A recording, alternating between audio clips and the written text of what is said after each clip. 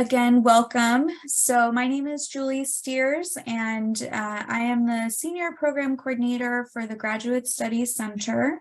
And with me is my colleague, Dr. Hill, who I'll let introduce herself.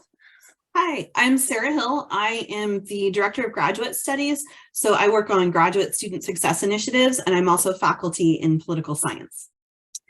Yes, and today you're joining us for our scholarship and funding application workshop, where we're going to give you some tips and tricks as far as finding funding opportunities and also applying to them, and some of the different aspects and application requirements that are pretty typical. So a few housekeeping things. We do want to let you know we are recording the session. You will get an email of the session recording as well as the slides. So feel free to take notes, but don't worry, you will get this in a follow-up email.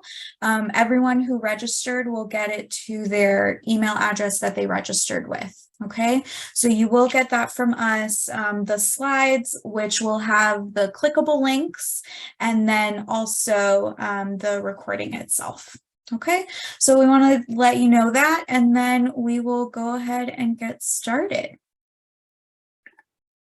All right, so here's what we're going to cover for today. We're going to go a little bit into application management, so how to keep yourself organized with different funding applications. We're going to talk about some specific funding opportunities that we have available here within the Office of Grad Studies, which is OGS. We'll give you some tips on how to find outside funding opportunities. And then we're going to talk to you about a few different application requirements that are really common for scholarship applications. So letters of recommendation, asking for those, CV or resume, as well as writing short answers and statement of purpose. Okay, and then we'll have time for questions at the end as well. Okay, so for application management, first thing to keep in mind is that for scholarship and funding applications, there is no standard application. A lot of times students ask us like, well, how do I apply to every scholarship that Fullerton has available or within the CSU? There's not really one-stop shop for funding opportunities. All scholarships, grants, stuff like that, they're going to have different application requirements and deadlines. So that's where some of this application management and organizing yourself comes into play, because everything's going to be a little different. It's not going to be just one application that you can fill out. Okay. And then some opportunities might require significant time to prepare, or even have a year requirement, like they want you to be a junior standing, senior standing, a graduate student, something like that. So you definitely want to do your research as early as possible so that you can make sure that you're meeting any requirements that might be asked of you, so that you're not missing out on any opportunity. And then you want to find a way to keep yourself organized. Again, since there's no standard application, the worst is missing an opportunity that you feel like was perfect for you because you missed the deadline, or you submitted your part, but your recommender didn't follow up on their part because they didn't have the right information or something like that. So you want to keep yourself organized so that you avoid any of those issues. Okay, so with that in mind, here are some things when you are looking for application or different scholarships. Here are some things that you want to make note of and kind of be pulling from those applications, the information that you need. First and foremost, really important, deadlines, right? So you want to make note of the actual date and time that something is due. Sometimes it's noon, sometimes it's 11:59 p.m. You know, keep that in mind. They might have a specific time in mind for that day of when something needs to be submitted. Okay. And then obviously the application requirements. What is it that you need to have available and ready to submit to apply for this opportunity. So you want to keep in mind and kind of look into what's the eligibility here. Is there a GPA requirement? Is there a field of study? Maybe the scholarship is only for students who are in sociology, right? Does it require an interest in a PhD? Some of the opportunities we'll talk to you about within the Office of Graduate Studies has that requirement. Is there a specific identity that they want to see? Financial need, citizenship requirement is fairly common as well.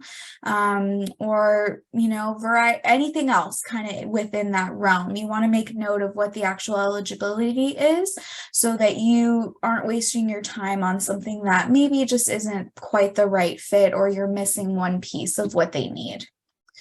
And then look to see if there's any written portion requirement. Maybe it's a short answer, maybe it's a statement of purpose, or even a writing sample. Especially if it's a writing sample or short answer, any of these, they usually take a little bit longer. So if you know what the deadline is, but that there's also a writing portion attached to it, you can kind of backtrack and give yourself enough time. Okay, I'm going to start working on this around this time so that I have a few weeks to write it, proofread it, and get the best version possible. Okay. Letters of recommendation are also fairly common, maybe one, maybe two. So you want to keep that in mind, see, is that a requirement for what you're applying to, and plan ahead for that as well. We'll talk more about letters of rec a little bit later in the presentation. A lot of times they'll ask for transcripts as well. Most of the time they'll take unofficial, which means you can get that from your CSUF student portal. Or if you went to the community college first, or you transferred from a different school, anything like that, you can usually get unofficial from your school portal. But maybe they require official, so you want to make note of that as well. And then sometimes with scholarships, there are specific requirements that if they give you this scholarship, you need to meet certain things, right? So maybe you need to complete a mentorship. You need to meet with your mentor a certain amount of times per year. Maybe you need to go to certain trainings, meetings, workshops, things like that. So keep note of that too, because what if you don't have time to do any of the requirements, but you won the award? It doesn't really help you, right, if you're not able to fulfill the requirements of the scholarship. Okay. And then make note of the submission process. Is it just an online application where you attach the different files and things that you need? Are there email components? Is there a draft application required, which is something for some of our OGS opportunities?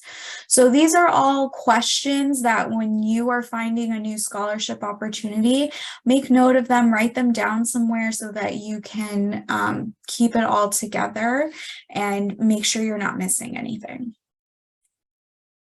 This is one way that you can keep it all together. Okay, I literally just Googled scholarship spreadsheet, scholarship application spreadsheet, scholarship application tracking, something like that. And there's tons of these types of Excels or documents already created. You don't have to recreate the wheel. Just find one that you think will fit and work for you. So you'll see this one, it has 10 different scholarships on the left, and then it has in the columns all the different information, right, that they need for that scholarship and whether they've completed it or not yet.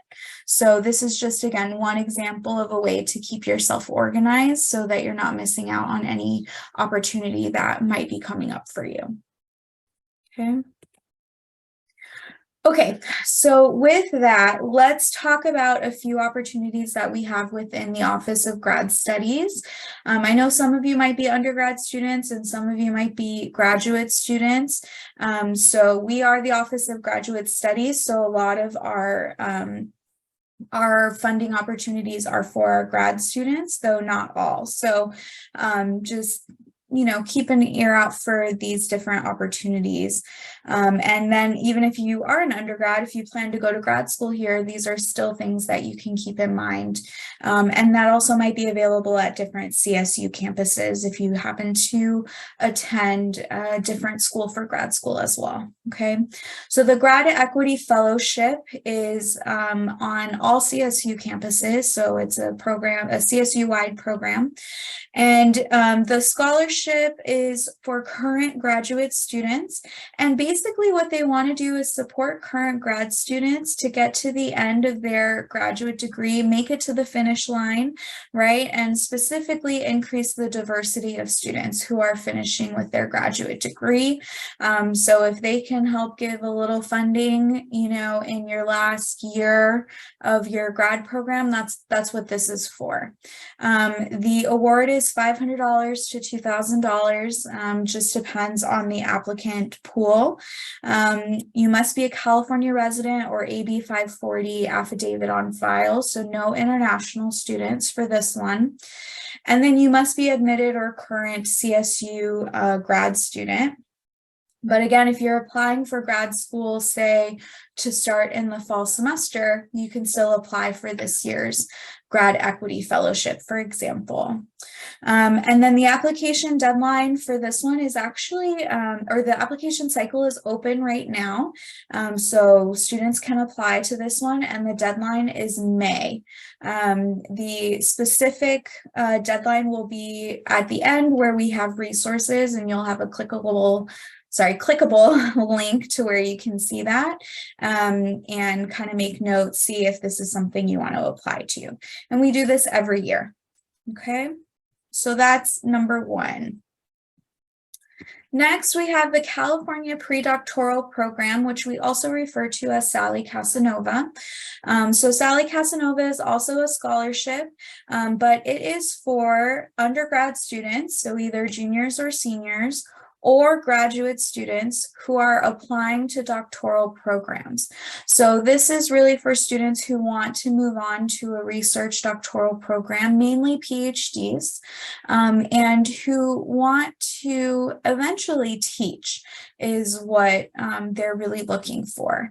It also has a goal of increasing the diversity within the CSU, because we hope that if you get these funding opportunities and support, that you'll continue to support the CSU or even come back and teach at the CSU. Okay, so that's kind of who it's for Sally Casanova. The award itself is $3,000.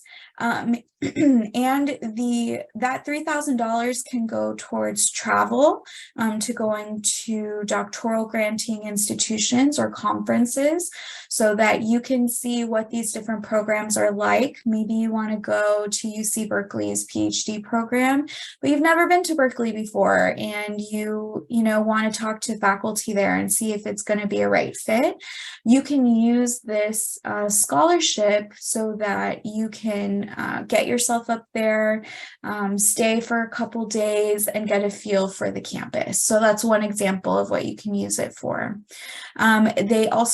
You also can use it for grad school application fees, GRE prep, any other test fees, student memberships to organizations that can help with your research, and so forth. You have to have at least one semester left of your award year. So for example, this application cycle just closed back in February, and those who applied for this year, they need to still be an active CSU student, at least in fall of 2023 or spring of 2024. Okay, so you still have to have a little bit of time left as a CSU student. And the campus application deadline is typically January of each year. And then the final application deadline is February. So if you're interested in this one, definitely take a look and maybe plan a little in advance for it. Okay, and again, the link for all our funding opportunities will be at the end of the presentation. Okay, last one we want to kind of talk to you about is the Chancellor's Doctoral Incentive Program, which we call CDIP. This is a fellowship opportunity for current or aspiring doctoral students, specifically who want to come back and teach at the CSU. So usually students who are applying to this are also applying to their PhD or doctoral program, or they're already in their PhD or doctoral program. So if that's your goal, keep this in mind. Maybe you're a few years ahead or away from your PhD. That's great, but keep CDIP in mind. Maybe you'll come back to it when you're a PhD student in the future. So there's annual grant funding, which you do have to apply for within the program, as well as up to $30,000 of forgivable student loans. So that's the big draw. But there's also mentorship so that you can be prepared to come back and teach within the CSU. Again, we already talked about eligibility, and you must meet with the campus coordinator to apply, which is me, okay? And the application deadline each year is February, okay, for CDIP. So keep this one in mind. Maybe you're not ready for it quite yet, but it could be something that in a year or two might be a good fit for you if you do think that you want to get your PhD and then come back and teach within the CSU. Okay. All right. So how do you find other funding opportunities other than what we've just discussed as far as OGS opportunities? First place that we will always recommend you is the financial aid office. Okay, so firstly, whether you're an undergrad or grad student, we recommend fill out FAFSA or CDA, which is the California DREAM Act. Sometimes our grad students don't know that they should still fill out FAFSA or that they're even, anything will apply to them. Still fill out FAFSA every year that you are an active student because it will give you the collection of grants, loans, things like that, anything that they're able to offer you, and then you can decide whether you want to take them or not. Okay, so always do FAFSA or your CDA.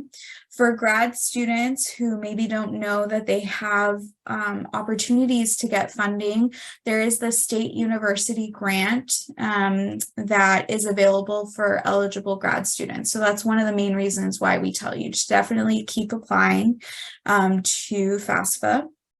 And then CSUF's financial aid office runs many FAFSA or CDA workshops to help you complete those applications each year. Priority deadline just passed, but you can still submit those if you haven't yet for this year. Okay, so always, always, always do FAFSA or your California DREAM Act. And then financial aid also has a scholarship section in your CSUF portal. So this is as close to a one-stop shop of CSUF scholarship opportunities as you're going to get. Okay, so in your CSUF portal, you can search scholarships in the toolbar, and then you'll see where you can apply for CSUF and even CSU-wide scholarship opportunities. They won't all be one application, but they'll all kind of be gathered on one page there for you. So if you haven't looked there before, we definitely recommend this is a perfect place to start. Okay. And then also keep department scholarships and work opportunities in mind. Sometimes departments get random endowments or donations, and maybe it's not a ton, so they're not doing it or advertising it campus wide, but they're advertising it to their internal department. So make sure you're reading your email, make sure you're keeping in touch with your professors because they might know something that's coming up that you might be qualified for and that they have an application that you can submit. Okay. And then there's also research opportunities. Some departments might have funding or stipends available if you work with their research team. And that can also help you, especially if you're planning to move on to a doctoral program. And then, of course, TA-ships, this isn't necessarily a scholarship, right? But it's still a funding opportunity. So definitely check out if you're trying to find a job on campus, check out the HR website for TA jobs as well as grad assistant jobs. And then also, again, keep in touch with your faculty member. They might have something coming that maybe they haven't advertised yet, but then if you ask, they're like, oh yeah, you'd be great for that. I'll keep you in mind. Okay. And then you can, of course, apply for non-CSU scholarships too. I've listed some reputable websites that you can start with. So again, you'll get this presentation so that you can kind of go down the list. These are ones that are not going to be scammy, right? And you want to make sure that you're avoiding scams when you're applying to outside scholarships. So a few ways to do that, because it's like, well, how do you know if it's a scam? You should never have to pay to apply for a scholarship or provide a credit card, right? You might have to provide some financial information, but never like your credit card itself. And then if you get informed of winning a scholarship, but you haven't actually applied for it, that's a fairly common one too.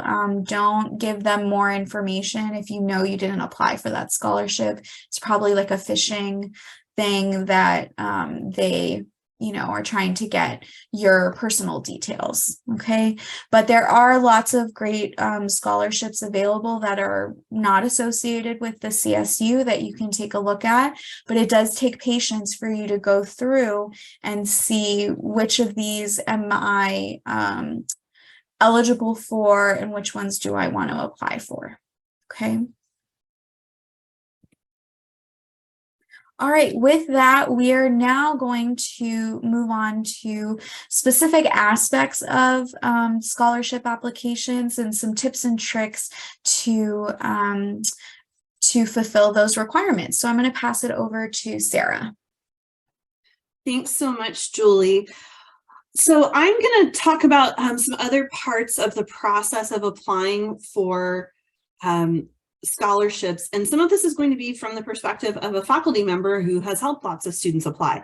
For example, letters of recommendation. I've written lots of letters of recommendation in my time, and there's some things that students can do that really are helpful and help us to write a strong letter for you. So I want to help you be thoughtful about this. One of the key things is to think about a letter of recommendation before you actually need one. A letter of recommendation is best when it's coming from a faculty member who really knows you well. So develop relationships with your faculty early on. Do well in classes, really participate. That's something I love to talk about when I'm writing a letter. This student always shared great insights and helps promote class discussion. That's the sort of thing I can specifically talk about when you've done that. And then go to office hours. It makes such a big difference that we've actually sat and talked a bit.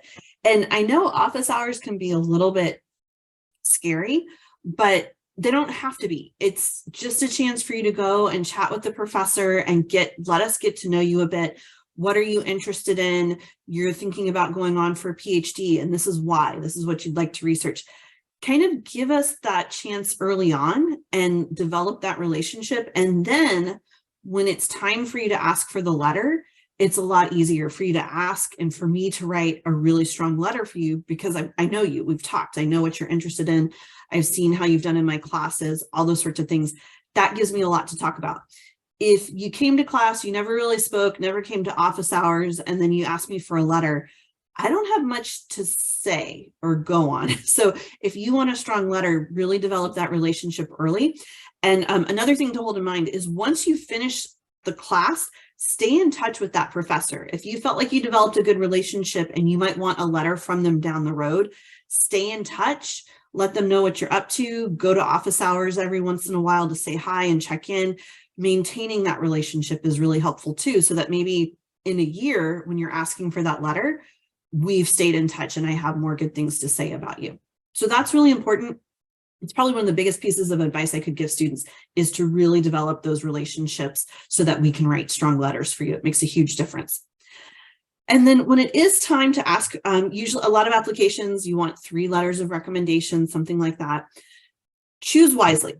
You want to ask for letters from professors that you know well, probably because you've built that relationship, and in classes where you did well, because that's what we can talk about is you were a strong student, you wrote great papers, you had strong participation. Letters are best when they have specific information about you. Like I can tell a story about, we were talking about this really difficult theory and you shared with the class a great example that helped us all understand what that theory meant. That's a really great example that I can include when I've seen that in class. So be thoughtful about who has good stories, knows you well, and can write a detailed letter of recommendation about you. Okay. Next one. Yeah. Great. So when you're actually, so that's kind of the preparation. When it comes time to actually ask for the letter, I know that can be intimidating too.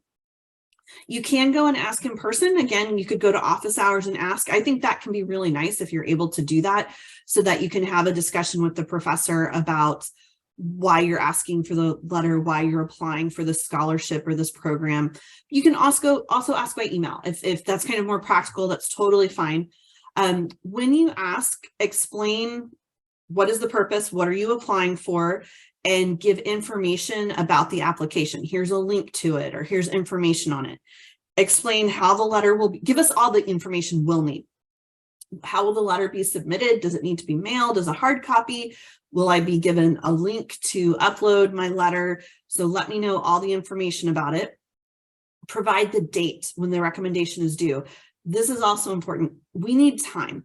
To write a thoughtful letter takes time. And my process is a lot of times I'll write the letter, step away for a few days, and then come back and read it again to make sure it looks great. It has everything in it that I want it to say, but I need time to do that. So try to give us at least 4 weeks if you can. That's really helpful. Another thing is, once I've written one letter of recommendation for you, keep coming back and asking me, because I've written the letter already. It is really easy for me to just change the heading, change who I'm sending it to, and resubmit. I've done the work already. So don't feel bad about, keep coming back and asking me, because I've got the letter. I might update it a bit if it's been a while, but once I've written it, I'm glad to submit it as many times as you need. So don't worry about that. What do we need when you're requesting a letter? You want to provide a few things. You want to provide a resume or a CV. We're going to talk about those in a little bit, but that gives me just some information about your background and your experience. So I have that context. For any application, you normally have to write some sort of essay, a statement of purpose, provide a writing sample, something like that. Give me at least a draft of that. It doesn't have to be perfect. I know you might still be working on revising your statement of purpose, but if you give me the draft, it again gives me context for how you're thinking and why you're applying to this program or this scholarship. And if there's anything else needed for the letter, any other information, make sure you provide that to the professor. Ask them if they need anything else. I actually have a form. I ask students, I'm happy to write a letter for them, but I have a form I ask them to fill out to help me write the letter. So the professor might have something they want from you. I also really like it when students offer to send me a reminder email before the deadline, usually like a week. They'll say, do you want a reminder a week before the deadline, something like that. I like that. And so I'll say, yes, please send me the reminder. What I do is when I have a deadline for a letter, I put it on my calendar so I have a reminder, but every little reminder helps. So you can ask them if they want a reminder, and I find that helpful. And then always, always, always a thank you. Include a thank you for agreeing to write a letter for you. We're glad to do it. It's part of our job, but it is nice to hear thank you, because it does take a fair bit of time and thought, and I try to write really nice letters for you. So it means a lot to us when you let us know you appreciate it. So common mistakes, these are things I've seen students do in my years of writing letters. Not giving enough time is probably the most common one. And I know sometimes that happens. I've had students who they'll say, I just found out about the scholarship and it's due on Friday. I'm so sorry, Dr. Hill. Is there any way you could write a letter for me by then. If I can, I'm glad to try and help, but you want to give as much lead time as possible. This is actually another really big mistake that it can cost you. Listing someone as a reference before you've spoken with them. Don't do that, because I'll be like, who, what are you I've gotten phone calls, someone checking on a reference, and they'll ask me, and I don't know what they're talking about. I haven't spoken to the student in a year. I'm not sure what's going on. Don't do that. Always check with your faculty references, make sure that they know that you're listing them and they've given you permission for that. And I'm always like, oh yeah, that's fine. Just let me know and give me a heads up so that if I get that email or that phone call, I know what it's about and I can give you a good reference. It doesn't sound good if I'm like, who are you talking about? That's not good. You don't want that. And this can be a difficult situation, but if a professor says they're not comfortable writing a letter for you or they're not able to for some reason, just believe them and move on. For some reason, whatever it could be, they're telling you it won't be a strong letter. So you'll want to, they might just feel like they don't know you well enough. It could be something like that. And they think you could get a better letter from somebody else because they don't feel like they know you. Go on and ask somebody else. Don't take it personally. They could also just be busy. You don't know what they have. Professors have all sorts of weird things going on in their personal lives, just like students do. So you don't know what's going on with them, that they might not have the time. They don't know you well enough. Don't take it personally. Just believe them, say thank you, and you can move on and ask somebody else. So follow up. Always send a thank you. Once the letter's submitted, I always tell students, okay, I've submitted your letter. Good luck with this. Always say thank you. And if you can write a handwritten note, that's a really, really nice touch. It's rare to get that, but at least an email thank you. If you can write a handwritten note, it means a lot. And this is the one that students forget, but it's really important. Let us know what happens. I do this just because I want my students to do well and I'm cheering for you. And my reward is knowing that you got the scholarship or you got into the program or whatever it is that happens. Let us know your good news because that's our happiness when you do well. That's why we're in this. So always circle back and let them know because it means a lot to us that, you know, we took the time and you were successful. We want to hear about that. So for when you're applying for scholarships or PhD program or something, there are two different documents you might be asked for. One is a CV and one is a resume, and they are different.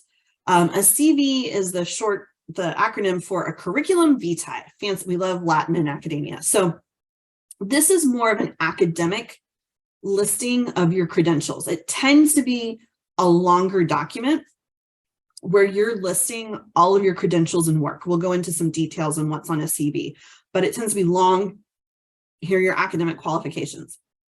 Resume tends to be more concise, usually one page, not more than two. And it's about your qualifications for a specific position. What is the experience you have that would make you a fit for this specific opportunity? So different purposes and usually formatted differently, different lengths. That's important.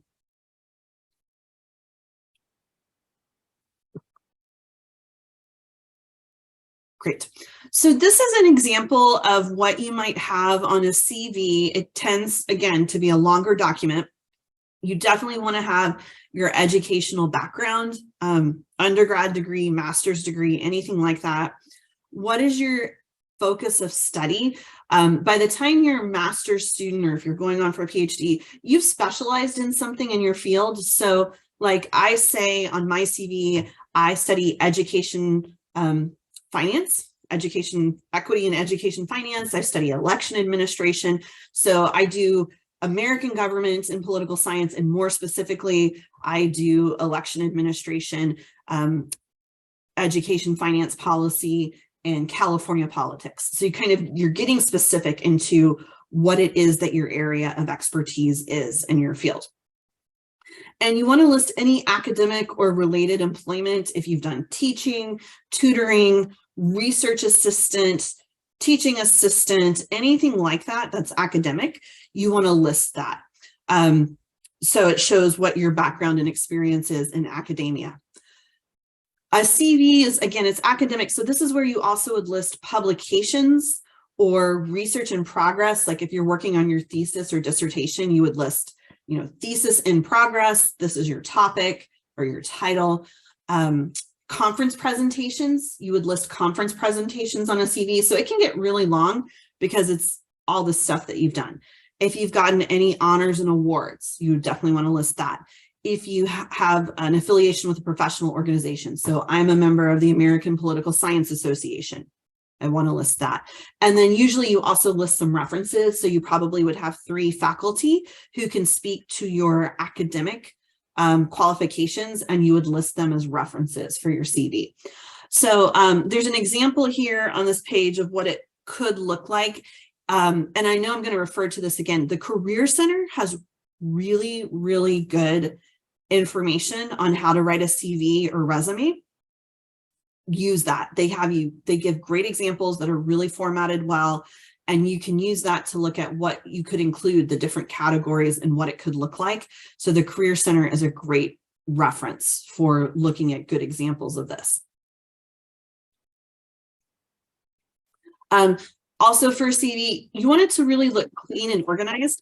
That's why I recommend looking at examples that you like and kind of replicating that format, because it'll look nice and clean, easy to read. Again, look for examples, use the Career Center.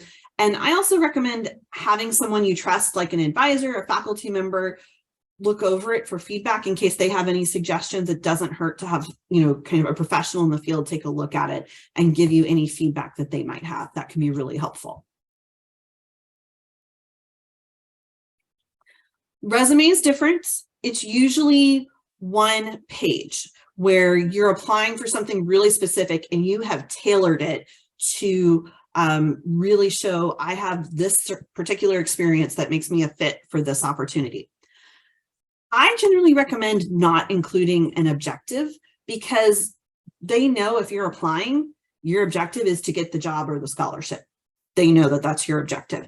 So I don't think you need the objective on there. It kind of takes up space, and I recommend using the space for the other parts of your resume.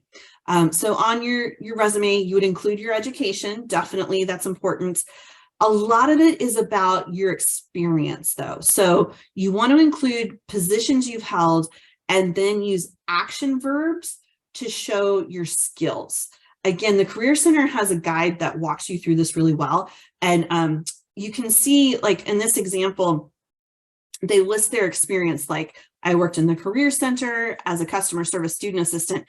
And below that, they have bullet points where they use action verbs to show what they did. So this is more about experience that you have, what you've done in specific positions that would make you a good fit for a particular position. And you want to talk about in your bullet points what you've done that is relevant to experience. And so that can be really important. You definitely, again, you could list honors and awards. That's good. You can list skills here too. Any skills you list, though, should be measurable. So you don't want to say something like, I'm a people person. What does that mean, and how do we measure that? You can say things like proficient in Excel, Microsoft Word. That's measurable. If you have language skills, you're fluent in Spanish, something like that, that's really valuable. So you want it to be specific skills that are measurable, not just I'm good with people, because that's sort of vague. You want it to be something specific that they know, oh, we could use that. We need someone who knows Excel. That's really helpful to our organization. Again, just like with a CV, you should proofread this. Resumes, again, it's 1 page and they skim it really quickly. Like, they'll spend less than a minute skimming it, and it's their first impression of you. And so you want it to look really good, to be easy to read, no typos. You might want to, again, have someone look at it for you, help you proofread. Go to the Career Center. I know I keep emphasizing that, but I love their resume guide. I look at it for examples because I think it's so well done. And a lot of students don't take advantage of what they have. They have drop-in hours, and they also have appointments you can make. And grad students can use the Career Center just like undergrads, and they will go over your resume or your CV with you. Like, you can bring in a draft and they'll help you edit it to make it stronger. It's there as a resource for you as a student. make the most of it. So I strongly encourage you to use the Career Center and their resources and their support to help you with these things. Another piece of applying for scholarships or different opportunities is there's an essay or short answer. They ask you questions and you have to answer it. You want to really, this is the piece you want to give a lot of thought and consideration. I encourage you to start ahead of time, well ahead of time, to leave plenty of time for thorough proofreading and editing. Make sure you read the question carefully and specifically answer what they're asking. One of the easiest ways that students mess up is they don't answer the question. Answer the question that they're asking. And again, if you have a friend look over it and say, oh yeah, okay, you've answered this, or I think you went a little off topic here, you're not answering the question, that could be really helpful. I encourage you, one of the things to keep in mind is that whomever is reading your essay, it's usually a committee, they're reading lots of them sometimes, they're reading a whole bunch, and you want yours to stand out, right? How do you do that? Be honest and be vulnerable. Tell your story. Tell what makes you unique, why this opportunity, why you're the fit for this opportunity, what makes you memorable. Avoid fluff. A lot of times students start with a statement, something like, throughout history, education has been a concern for governments. They make this really broad statement. Don't do that. Don't start with fluff. Jump in to answering the question and telling your story and why you are deserving of this opportunity. If necessary, do some research, think about it, look into how you want to answer the question. You want to show time and consideration. So that's why you want to give yourself time to start early, write a few drafts, fix any typos, anything like that, and make it vulnerable and about you. And that's what I've been on committees where we read essays. That makes you stand out, is when you tell your story. That's the one I remember, and that's the one that's more likely to be selected to get the opportunity.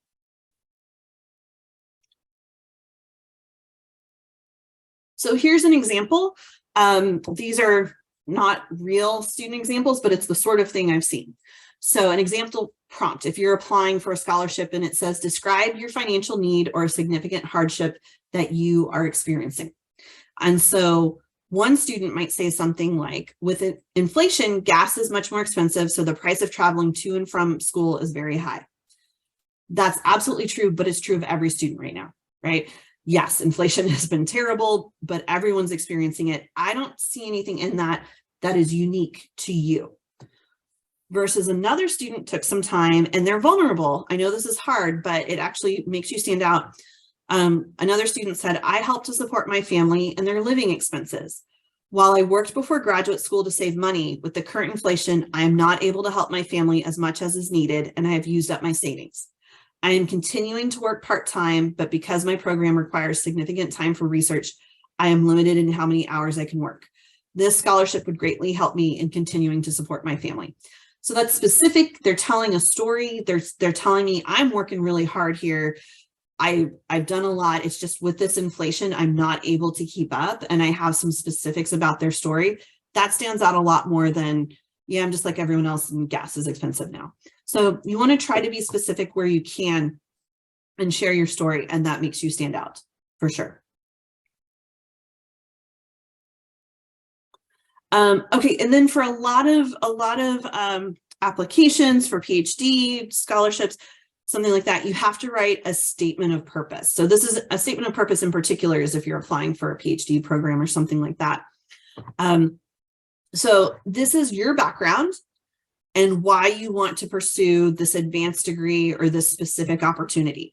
So sometimes they will ask you more specific questions. Sometimes they're kind of general. So whichever way it is, read the prompt and answer the whole prompt. So make sure that you're really answering the questions that they ask you. What are some things you'd want to share in a statement of purpose? You'd want to give your background. What are experiences you have that have prepared you for the program?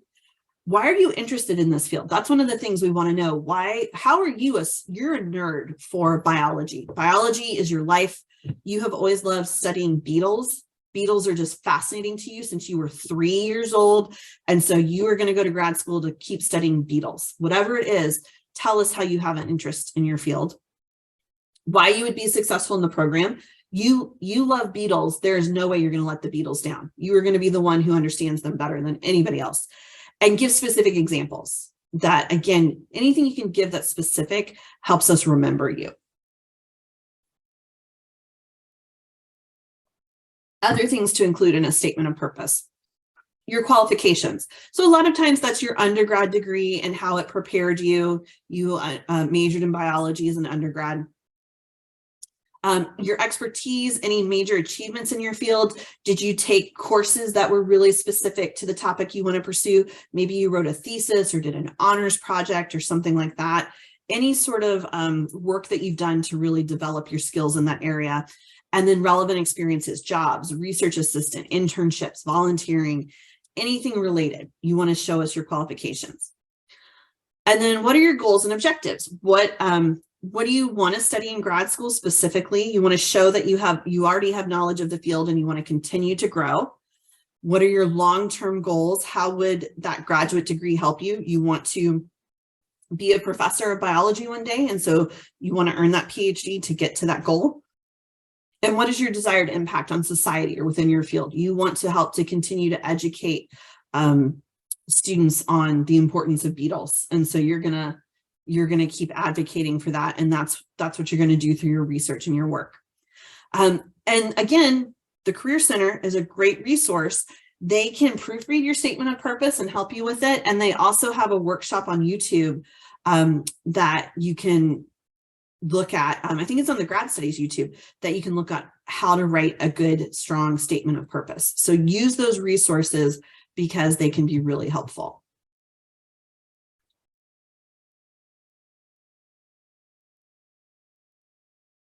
All right. And I think that's it. So those are some basics to think about, lots of good resources. And so this is information on us. Again, you're welcome to reach out to us. I'm the Director of Graduate Studies. Julie is the Senior Program Coordinator of the Graduate Studies Center. So we're resources for you.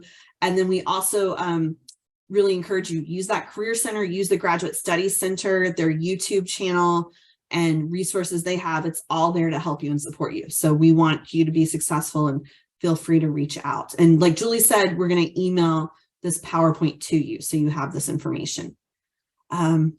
Is that it, Julie? We can open up for any questions. Yeah, we'll leave you with this last page of the financial aid information, grad studies funding opportunities. You'll find that on that page. And then also, if you are interested in grad advising, because you're thinking about grad school, but maybe you haven't applied yet, you can also take advantage of prospective advising with the Project UpGrads team, which is a grant program here at Cal State Fullerton. So those will be available in your email. And then our last slide is just a survey. So if you could take that for us, that would be great. We'll leave that up while we answer any questions that you have. So feel free to chat in the box, anything that you'd like us to answer. So Priscilla has a question. What if there's an interview for the scholarship as well? Are there resources at the GSC website? That's a great question. If there are interviews, we would recommend the Career Center again, because they will have more anything career related, of course, their Career Center, but they'll have a lot more resources in terms of interview prep and maybe sample questions. And I don't know if they do mock interviews. I think they used to, so I think they probably still do. And you can talk about that in an appointment with them as well. So definitely reach out to the Career Center for any interview questions, whether it's for a scholarship or job, anything like that. Any other questions from you guys that we can answer in our last few minutes? Yeah, I have a quick question regarding the Graduate Equity Fellowship. Sure. I know there's like a range between the scholarship that's given between 500 to 2,000. What is like the specific criteria, or what is the determinant for what you receive from that scholarship? Yeah, so for that one, it depends on the pool because, you know, maybe we'll get 100 applicants and we read through them all and kind of put them in different categories of who answered the questions fully, who shows the most financial need, especially for the grad equity fellowship. That's a big part of it. There's a question specifically on diversity for that one that we put a good amount of weight into. So it's definitely a holistic review, but those are things that, you know, the short answer questions and how an applicant answers those is how we base the decision. And then however many we're kind of putting in our top tier, and then we try to award as much money as possible to as many students as possible. So it's not a direct science, and every year it'll be a little different in terms of how many will get 2,000, how many will get 500 or whatever in between. But those are some of the things that we're looking at. Anything to add there, Sarah? Yeah, I was just thinking as you said that, Julie, that's where you want to really spend your time answering the questions thoughtfully and thoroughly. When we go, that's where you want to be specific and really explain your situation, because that's how we sort of rank them on a rubric. And so you want to spend your time on that grad equity and not just say, again, inflation is bad. Right, we know that for everybody. What about your situation should we specifically know to take into consideration? So really spend time being thoughtful on that. We'll hang out for a few more minutes in case anything comes up, but otherwise we want to say thank you so much for attending today. Please take our quick survey just to give us some feedback so that we can keep doing workshops like these that will hopefully help you guys out. And yeah, thank you again. You will get an email with the recording and the slides from us, and with all of those resources linked so that you can get started on your next scholarship application. Thank you again and have a great evening. Thanks everyone for being here.